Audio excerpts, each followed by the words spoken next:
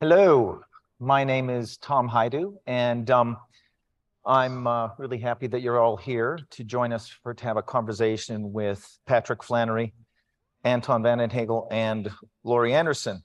Laurie's in New York, Patrick's in upstate New York, and Anton's in Tel Aviv. Anton is the founding director of the Australian Institute for Machine Learning. Patrick is the chair of creative writing at the University of Adelaide, and Laurie is Laurie. So we're so glad that you're here, Laurie. I really appreciate I'm a it. participant. I'm gonna just and I'm here, so we're kind of all over the globe at the moment. But I thought we would maybe have a conversation about some of the work we've been doing together and other things. So Patrick, do you want to kick it off? Yeah, maybe we could begin by having Laurie, you tell us a little bit about how Tom first approached you and what the attraction was of beginning to work with Emil in this area. I think my attraction was collaboration because like most artists, or like a lot of artists, I'm sitting in a room or somewhere kind of going, what should I do? What should I write about? What should I paint? And just to have another person there is interesting. And when that person is yourself, it's pretty eerie. I wonder if in the future, nearest future, Anton, do you think that people will be able to collaborate with their own memories and thoughts and recent work, and they'll have access to their own mind in that way? Yeah, so it's getting closer. The best indication yet is that there are these wonderful results where using fMRI, they can tell what you're thinking. So, but it does mean that you have to sit in so MRI is this, the big magnetic resonance imaging machine, and you have to sit in one of those magnetic resonance imagers for them to be able to tell, what's going on in your mind. And it's to a limited resolution, of course, but the next thing will be just a headband, right? That does EEG, and maybe we'll be able to figure out what's going on to the point where you could interact with it. You mean these are really crude visual images, or what are these things? What do they look like? So what happens in that work is that they show somebody a lot of images in an MRI machine, and they record their brainwaves effectively. And then they've kind of got a map from image to brainwave. And if they see a new brainwave, they can play it backwards through the map to figure out what image would generate those brainwaves. And I think it's a really interesting application. And of course, it's not really reading your mind. It's kind of giving you some kind of, which visual stimulus would give you that set of brainwaves. But nonetheless, it works for things that you haven't seen before, which is pretty wild. And it's a wonderful first step in that direction. Really interesting, right? Yeah, it is. Yeah. Because and for Laurie, sorry, Laurie, go ahead. Yeah, no, that was it. No, I was going to say for Laurie, Anton, you produced a series of different tools. You've produced lyric generators that can produce text in Laurie's style or Lou Reed's style, prose generators, but you've also produced a filter. I guess it's a filter that allows Laurie to play with rewriting the Bible in different degrees of similarity to her own style. I think there's a tool in that you call the crazyometer. Maybe you could tell us a little bit more about how all that works. Yeah, absolutely. So we've been Laurie and I have been working together for a while, and a big part of the process has been trying to converge towards a useful set of tools. And when we started out, we had a long way to go, right? We were coming from some very different spots, and it was great just to spend the time to get there. But one of the first things that we gave Laurie was something that I'd been working on anyway, which is really just an image to text translator. But the idea of that one beforehand was that it would generate the justification for a piece of art, right? Like the kind of what in Mona gets called the art wank, right? The reason that this is an important part of a piece of art. And after that, yeah, we moved on to a few other related tools. But yeah, the one that generates the Bible, there are so many Bible translations out there. We trained this thing on all of those, on a bunch of those Bible translations, and then fed in a whole lot of Laurie's text as well for it to get the style from, right? So it gets the content from those Bible translations and it gets the style from Laurie. But this is a statistical process, of course, right? Your language is a statistical process in general, but that kind of language model, that synthetic language model, has to be statistical, just so that because otherwise you'd only get one thing out of it, right? And because it's statistical, there's this idea of noise in it, and the crazyometer is just how high you turn up the noise level in this sampling process, yeah. And so if you turn it up to 11, then it gets further from the original Bible and drives the Laurie language model harder and to more extreme places. But as you do that, it gets less Bible and a bit less Laurie as well, right? But and it can pull out bits of genius and absolute rubbish, right? As you'd expect, right? Thus the ability to, you can tone it down and have perfectly normal kind of rational stuff where you give it a little bit of nuttiness, or go all the way to 11, right? Well, what's it like working with that, Laurie? It's a perfect book to experiment with, because think of all the numbers of people who are banging on that book going, this is what it says. I mean, Anton, you're in the capital of the of that book, the people of that book. And it's been many, many centuries reading the book, interpreting the book, trying to think of what the book means. But like you say, when you give people sort of random things and just have them look at it, we are meaning machines. We need to see meaning in things.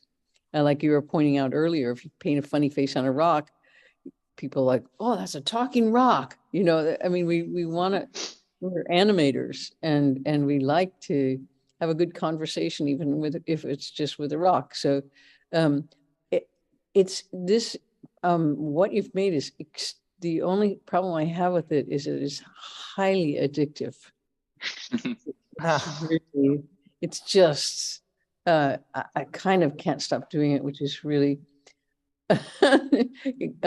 actually, it's wonderful. I'm using it to write a lot of different types of things. And it feels, like I said before, like collaborate, like a lot less lonely, because you have this crazy collaborator who's kind of coming. And as, I don't know, you think, Patrick, but as a writer, but I kind of see writing and filmmaking too as basically editing. That it's, you make a bunch of stuff and then you have to kind of cut it and arrange it so that has an engine, or that it has a, the kind of structure you're looking for. Yeah, absolutely. And I think I remember you saying in one of the Norton lectures last year for Harvard that when you were working with this tool in the Bible, about 50% of what it produced was kind of monkeys at typewriters. And then there was a proportion that was interesting, and then a proportion that really felt like poetry that you could work with. But that there was a huge proportion of work that still needed to be done in terms of editing and shaping and thinking about how to use it in a way that could translate into something more permanent, I guess. Well, it would be eerie if everything came out like just perfect. That would really scare me. It truly would. But the another really exciting thing about it is you have all the settings the same, and you do it 1 minute later, and it's totally different. Hmm. I've spent a lot of time with this, and Anton, why is that? It's just Well, another. again, it's statistics. So, you roll the dice again, and it comes up, with a different number, and off you go. But it is part of the magic of it, right? Yeah. And the monkeys at typewriters analogy is good, Patrick. It's all we're trying to do really is monkeys at typewriters, but you get to Shakespeare a whole lot earlier, right? So it is it is stochastic, right? It's there are still random monkeys pushing random buttons. Okay, It's so just that they're smarter. Laurie- They're just more of them. Laurie, Kind can of. we yeah, can we see some of the monkeys at work? Oh, sure. Let's see. Um, shall we look at the Bible or the prose generator? I can show the Bible now if you want. Yeah. Oh, why don't you do that? And then I'll So then we look this at is the prose. Bible called Yeah. Scroll. That was the first, output, I guess, that we've done together. And it was actually part of your exhibition at the Smithsonian, the Hirshhorn Museum in the Smithsonian, right, Laurie? Yeah. And so this is the only other copy, and has been part of our Art of the Possible Festival this week. Should I read the opening of the Bible? Does Yeah, that make yeah. sense? Okay. Genesis chapter 1. And God created the world, the formless immensity of the surface of the earth, and God's hovering presence in all the waters of it. God was both light and dark. He was a light that can be divided into darkness and a dark as a shadow, because there are two sides to a thing. There's one side called reality and the other side called the evening, which is the afterglow of a thing, or the cause of its meaning. So it goes on for the Old Testament 9,000 pages. and the New Testament. Why did we print that? Because really, each time you do it, you would print a new Bible. I mean, I guess printing's going out anyway, but it really is just a very, very nostalgic and a bit of a twee thing to do, to print that. But I do love books so much that I treasure that one as an artifact. Maybe we should print 1,000 of them, each one being different. Right? That would be maybe. nice. Yeah. The Bible. Yeah. Yeah. Where does the Bible exist? Yeah. So, Laurie, once you posed the question once, how does technology affect the avant-garde? And I think you said also maybe last year, technology has sped up so much, there's no way to stay ahead of things. And I guess I'm wondering, does the AI, or does working with AI offer you a way of keeping pace with technology, even if it's not allowing you to stay ahead of it? The space race that's going on, I get lost in that. I mean, I am very glad that it's happening, but maybe it's because of the pandemic. I just sort of lost my tracksuit somewhere. I was like, oh, it's going faster. Good. Do I care about keeping up with it? Yes and no. I think if I'm so happy just experimenting with this level of it that I don't feel like you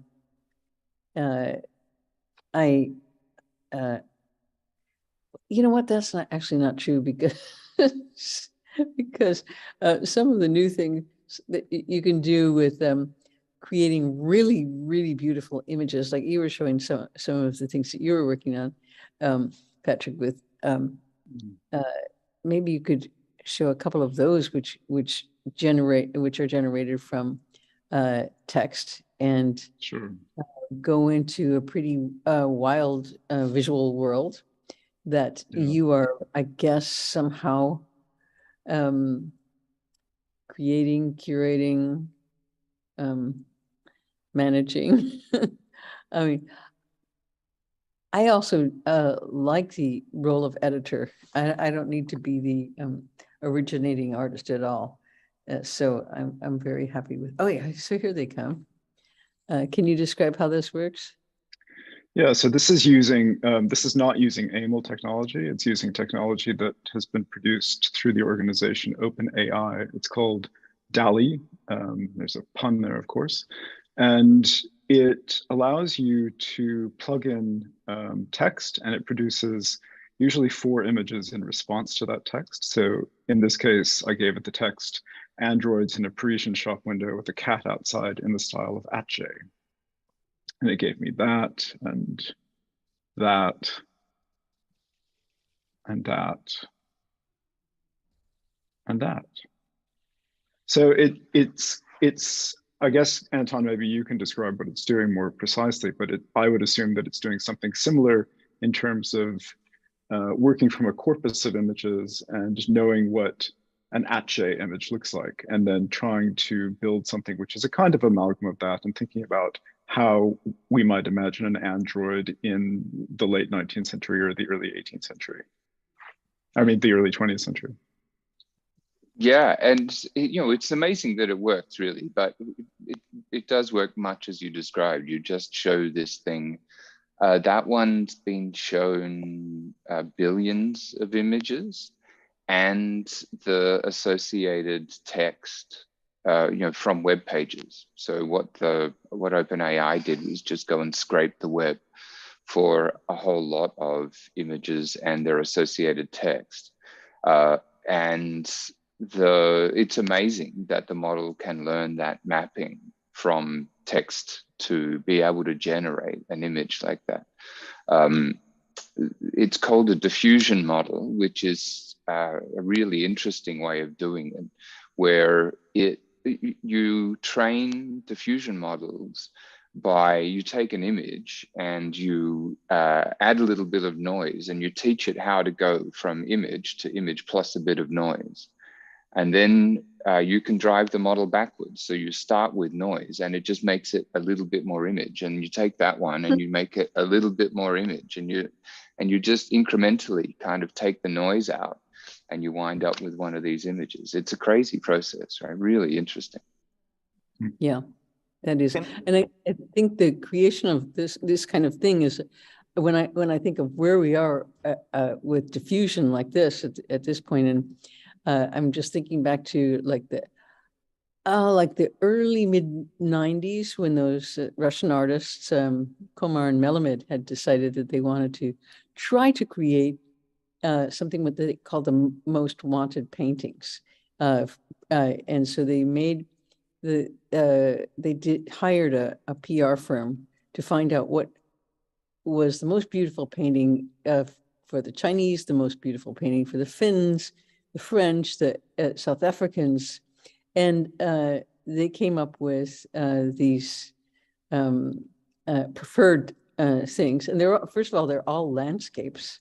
Everybody likes a landscape, and the landscapes tended to look quite a bit alike. They all had blue sky and green grass, and the French had a lot of bales of hay and a shepherd or two.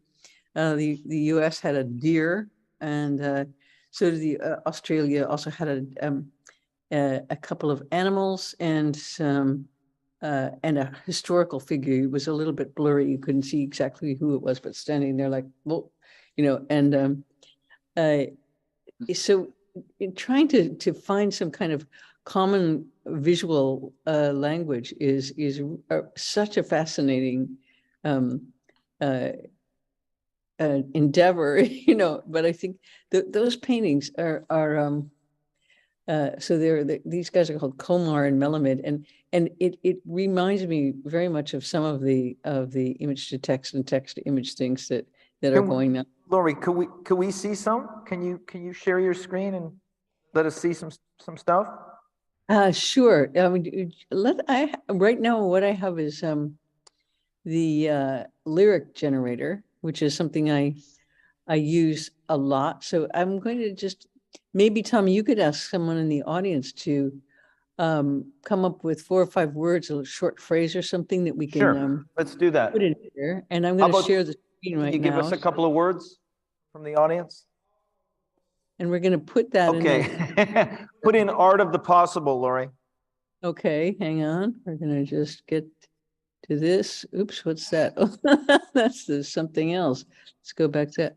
That's the something grill. I guess anything's possible. Hang on. Oh, here we go. Let's try this again.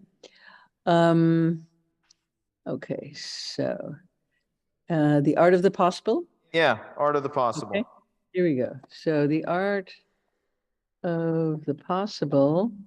And first we'll see what I'm going to make of that. So this is modeled on me, this phrase.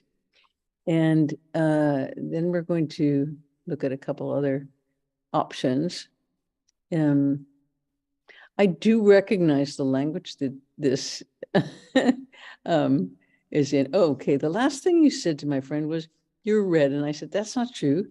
Why don't you believe me when I tell you it's possible to be wrong and right at the same time?" And she said, "What are you talking about? We could go on and on there for days. And by the end of it, we were all standing there with our arms around each other, with our hair all tangled up in each other's braids. And that's only part of the story. So let's get the bottom to it. Here's what I really like about art." Okay, so that's now we're going to see what Lou would make of the art of the possible. His things. So this is now in the style of Lou Reed, we're going to see. Yeah, because his language was poured into this as well. And he tends to write in shorter sentences. Oh, by the way, I don't think I'm collaborating with my dead husband. I really don't. I don't think of this as a Ouija board at all.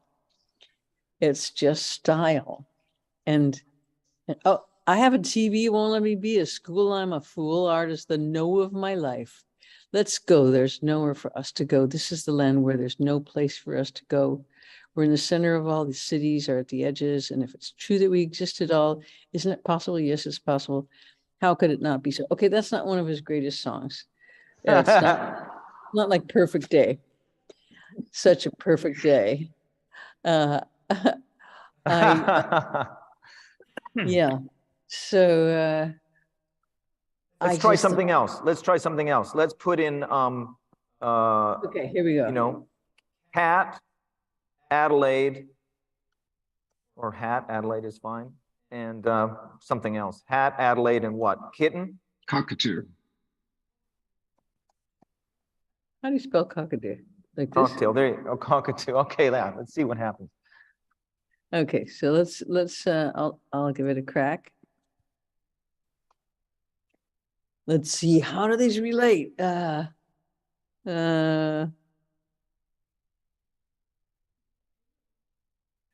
tree, and you see a cockatoo eating out of my hat. I said, "What a beautiful day for a dream." And he said, "You don't have to wear a hat in this country. Australia is one of those countries where they just go on with their lives. And when they're gone forever. And it's good to be free of that land." Okay. We'll just give Lou a chance to say something about Adelaide cockatoo. You see, it's like, even if it's bad, it's kind of really good because you're just watching it struggle with relationships. And the Adelaide, what's that word? The of the cockatoo, and the hat on his head, the plate on his back, the way a catcher holds out a glove to catch a slip of the pocket and quickly returns to catching just one passes through his hand while he waits for the next throw. The ball bounces off his hand and flies past the. Why is this all baseball?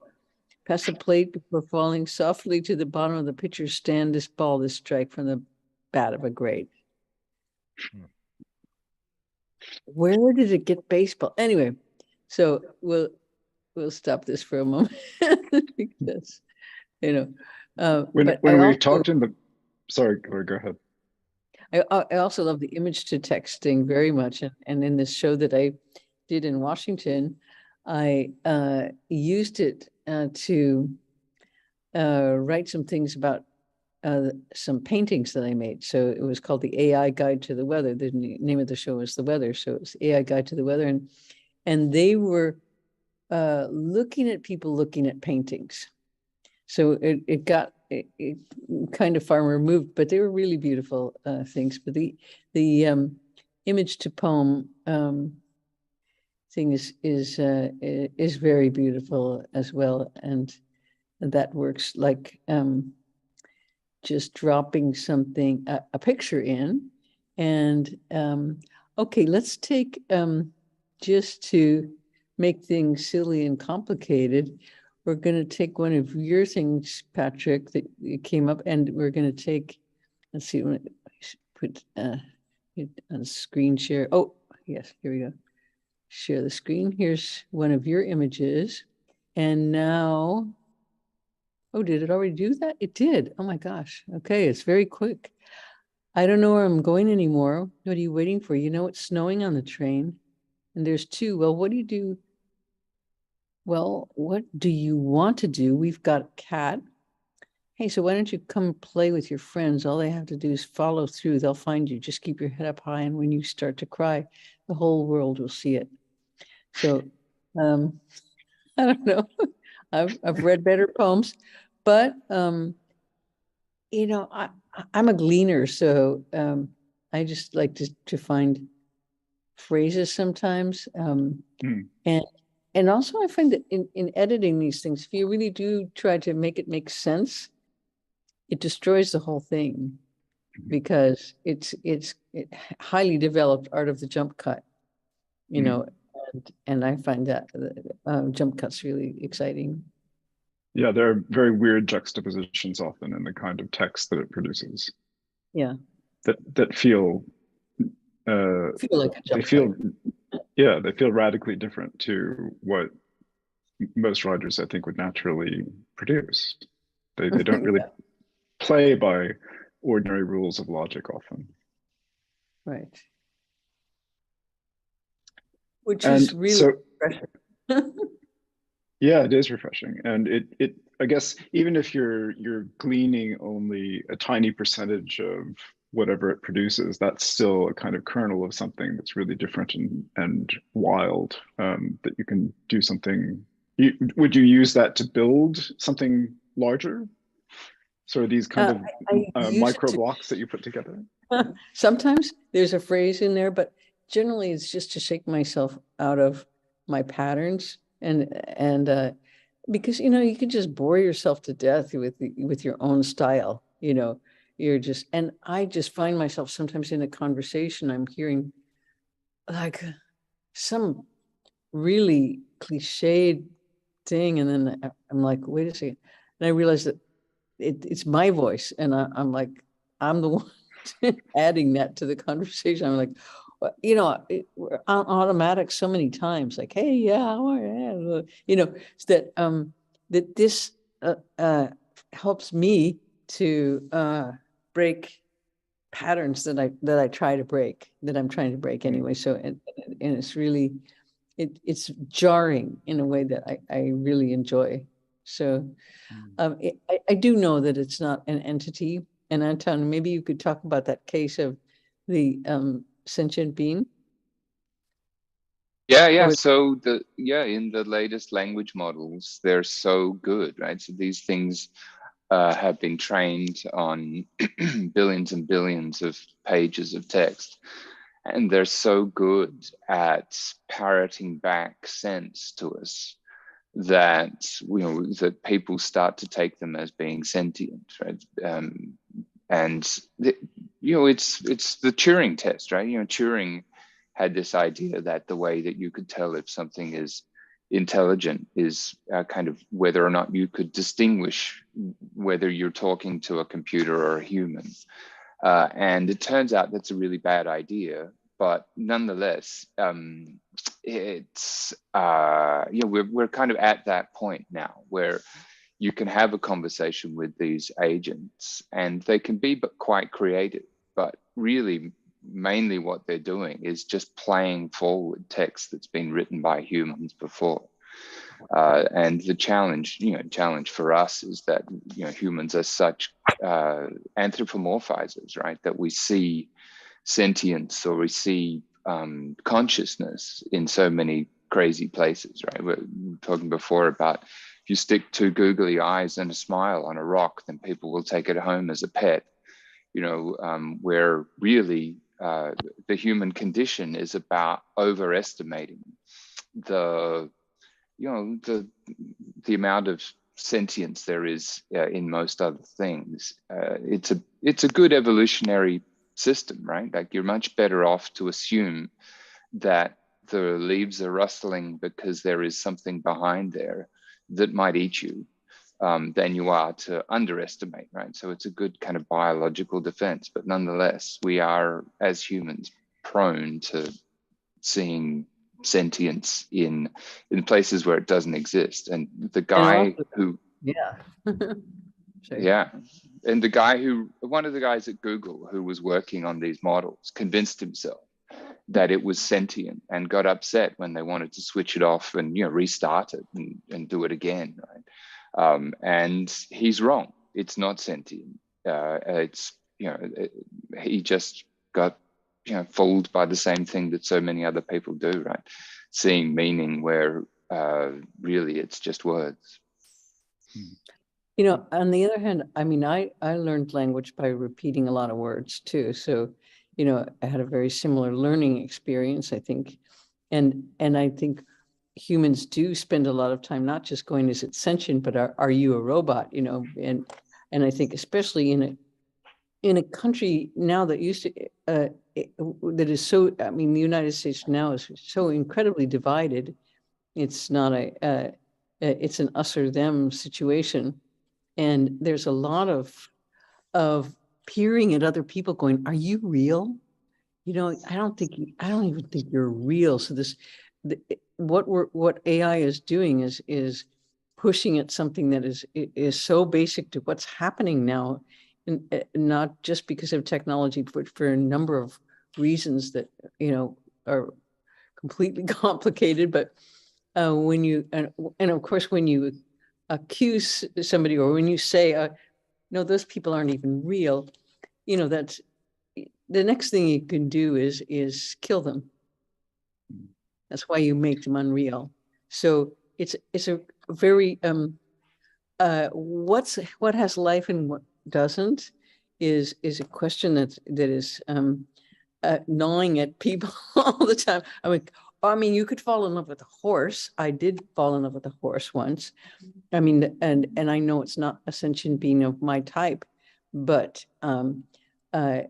life forms are so various, and I could see this guy falling in love with it. Did he fall in love with this sentient being, or was just a friendship?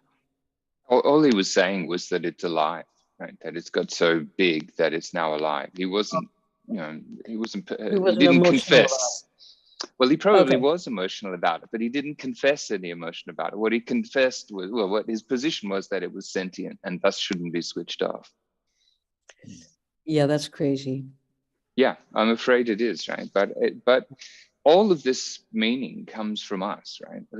All of those models, and in the image generation process, in the poetry, the meaning all comes from us. It is just parroting our own stuff back at us. I wonder, so Laurie, as you were talking, I was thinking about the deep fakes that you used in the Norton lecture. So you used deep fakes of Freud and James Joyce, but you also had that really wonderful deep fake of yourself that began one of the lectures, but was kind of intentionally, I think, glitchy, sort of the face would move out of. Yeah, Anton and Tom made that. Yeah, that was not, that was modeled on me, but yeah, it was, and it had a crazyometer as well, so you could make it very glitchy or not, or just real. But those are another really interesting type of imagery to play with, because it's well, it is trompe l'oeil, and that's had interesting uses in art in throughout, since the Greek made the grapes and the birds went to eat the grapes, painted grapes. And so fooling people and being fooled by them is fun. But and it has a certain kind of weird shock value because you thought one thing and then you see another, and that friction is interesting. It makes you realize, should I trust my senses, and in what way should I? So it's, yeah. I think that's its fascination for me. I think that it really is, like I said before, kind of just jarring. Yeah, I think the first time we spoke, I asked you what you wished the AI could do that it couldn't, and you said very quickly, reboot itself. And I wonder has your desire changed since then? Do you still want it to reboot itself, or do you have any loftier goals? No, that's number one. That's a very lofty goal. I mean, to have something fix itself, know what the problem is and fix itself, because we're just at their service. We're just kind of like fixing them a lot of the time. Or Anton, do you feel that's what it is, like that that we have to service these things? Yeah, partly. We're at the cutting edge of a lot of this stuff, and it's part of this collaboration is about delivering a new instance constantly, right?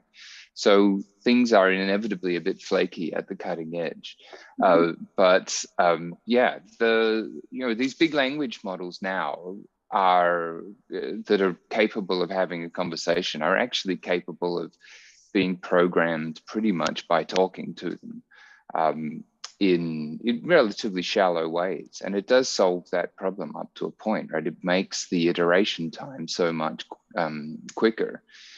Because like what you were doing, Patrick, with by generating images just by changing the text a little bit at a time to make a better and better image.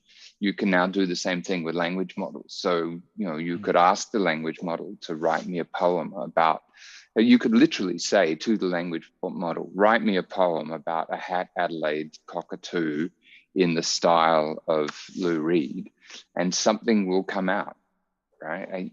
You don't know how good it's going to be, or whether it's going to work, or any of that sort of stuff. But you can actually at least ask it just by using language, which is a real development. That's over the last year that's happened, right? The whole space is moving so quickly that we're hanging on by our fingernails, right? Laurie, can you tell us a little about what you're working on now with the AI? Oh, well, quite a number of things. I mean, I really do like the I like Bible stories a lot, and when you push them over, it's really exciting, and so I've run a bunch of the same stories through, and will probably use them in an opera that I'm working on, and so it's like working with a really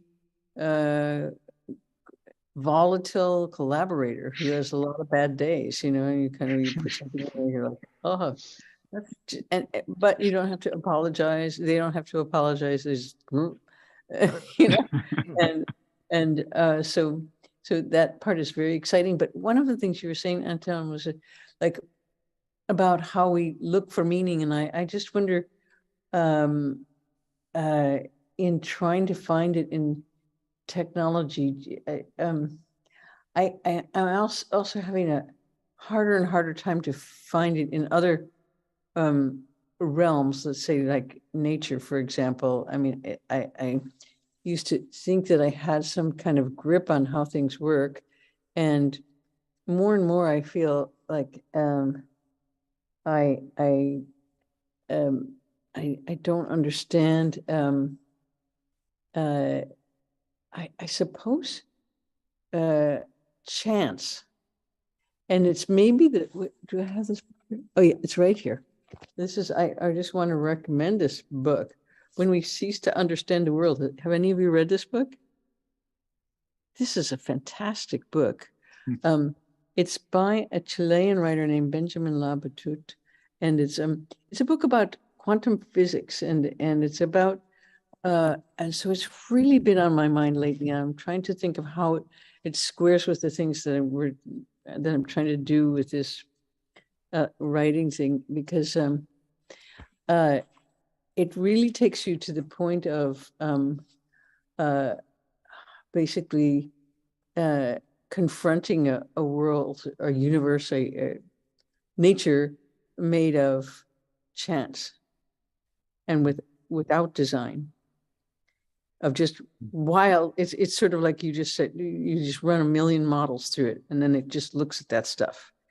And apparently, and you can talk about biology in that way too, of just, like by chance this stuff happened. But the book kind of takes you up to Heisinger, and then it just kind of drops you off and goes, no, it's true. We're not certain about anything. We don't know how this works at all. And that's really, so then put on top of that what we're asking technology to do, and you're like, whoa, what means anything here? Is it, so I'm kind of really loving looking at different models of how things work, one in which there is no time, and another in which there's a real sense of progressive time. And so when you said, what is it? Do you want to keep up with the cutting edge, the bloody cutting edge? I'm like, I don't even know what progress means really. So, I mean, that's another issue from technology, but not really, because they share this the indeterminacy and uncertainty and all of the things that I'm attracted to in the work of other artists, particularly, let's say Cage. I find it very exciting, and then and liberating. And that when I'm in a situation with too many rules, I'm like, so what AI is doing with this seemingly, wide, impossibly wide net of things, and then so much of it is chance. And where is the, how do we, where are we in that whirlwind of information? So those are the kinds of things I'm trying to sleepwalk through now, I guess. That's fascinating. Tom, I wonder if we should invite questions from the audience at this point. Yeah, so we thought we might open up this global conversation to you and see if you may have some questions to ask. Some microphone right there. If you could maybe turn around, Inky. Can you see? Oh, yeah, you can see. Okay, great. Thanks, Dylan. Hi, I have a question for Laurie Anderson. I'm a CRIP, so quite disabled person who just slept through your lecture because I've got a migraine. I just woke up from it. Anyway. Oh, I get those. Oh, do you? Oh, fuck, it's awful. Anyway. It is. What about Initrex? Can I just tell you, your voice, I didn't hear anything you were saying, but your voice came to me in colors in my half sleep, half hallucination. So the question that I have for you is, do you see the colors too? Are you a synesthete? Once in a while I do. Once in a while I do see that, and things definitely merge, and I also find that skin tells me a lot too. So because there's no haptic art form for our largest sense organ, which is sad, I do feel I feel like I feel color on my skin. You feel color on your skin. That's fantastic. I love that. I'm going to pass this back. Okay. I don't think I've ever tried to articulate that before, but I definitely do, for sure.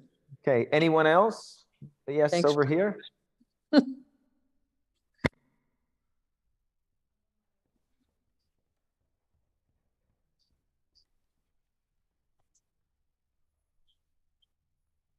Hi, thank you very much. I've actually got two questions. One's for Tom, one's for Anton, one's for Laurie. Is that okay? They'll be quite quick, or should just want one? That's all right. Okay, fine.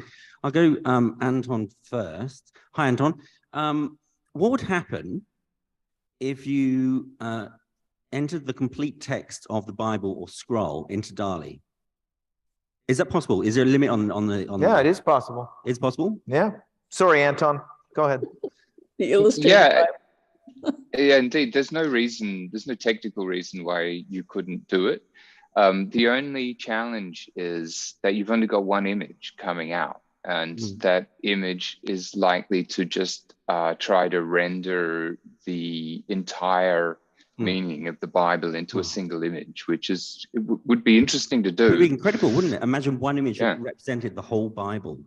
Yeah, I'm not sure it'd succeed, but it would be interesting to see what happens, yeah. Yeah, indeed. Okay, and Laurie, this is hi there. I'd actually like to ask your permission for something, if that's okay. Okay. May I ask Human Google your original question that you asked Anton from the conversation? That question being, in the future, will people be able to collaborate with their own memories? Can I ask Human Google that? Yeah, let's see. Is that okay? Yeah, absolutely. Cool. Okay, that's all. Oh, we're not going to get an answer? No. Anybody else have any questions? Good luck with that. Laurie? Yes. Yeah, it's a question for Laurie Anderson. Are you interested also in using AI more in your music? You've talked a lot about writing and how you write and how you're using AI for lyrics and for text, but are you also interested more in using it for musical composition itself? Well, it's not AI particularly, but it definitely, I am very interested in randomizing things. And a lot of the filters that I'm use and work on and make are they have what they have in common is they're different every time. So sometimes it generates a minor third, and sometimes it's a fifth, and you don't really know. Sometimes you think it's the pressure, but it's actually kind of random, and it's a wonderful tool for improv because you're surprising yourself. You're like, what is that? And it's a great way to use an instrument to have to randomize it. I mean, not for everything, but but it's not so that's technically not at all an AI tool. That's just a randomizing filter. So, but I do enjoy it, the process. Yes. So it's not an intelligence in that way. Thank you. It's the wrong word, intelligence, right, Anton? That's the wrong word. What is the right word to say? Oh, well, machine learning is really what we do, right? It's really just about learning in that way. Mm-hmm. Yeah. Okay. Yes. Okay. Yes. It's a question for Laurie. Stefan Mallarmé in the late 19th century wrote a book, or perhaps an artist poem, in English roughly, to roll the dice doesn't abolish hazard, doesn't eliminate chance. Right. There seems to be a parallel though about risk. Can you talk about how using these tools amplifies or modulates your sense of risk as an artist? Well, I would use interest rather than risk, because I don't really feel, that, life is full of risks, but for me, art is full of more experimentation. You're not going to die if you hit a wrong note. So for me, it's fun and interesting rather than, I know that there are risk-taking artists, and there are people who do super daring things and things that are genuinely risk-taking. But I would say that randomizing for me and taking the messing with the structure is makes it more fun / interesting. I mean, I'm really just I'm a very simple-minded person. I'm an artist because it's for the simple reason that it's really so much fun. It sounds really shallow and stupid, but that's my real reason for doing this. It's just, it's your, whoa, what's that? I'm just a thrill seeker. I think that is the perfect note to end on, Laurie. Okay. And I failed to introduce you as the first AI artist in residence. And so we were so pleased and honored to be able to work with you and to continue to collaborate with you on It's the various best. pieces. So I much just fun. wish I could see you in person one of these days.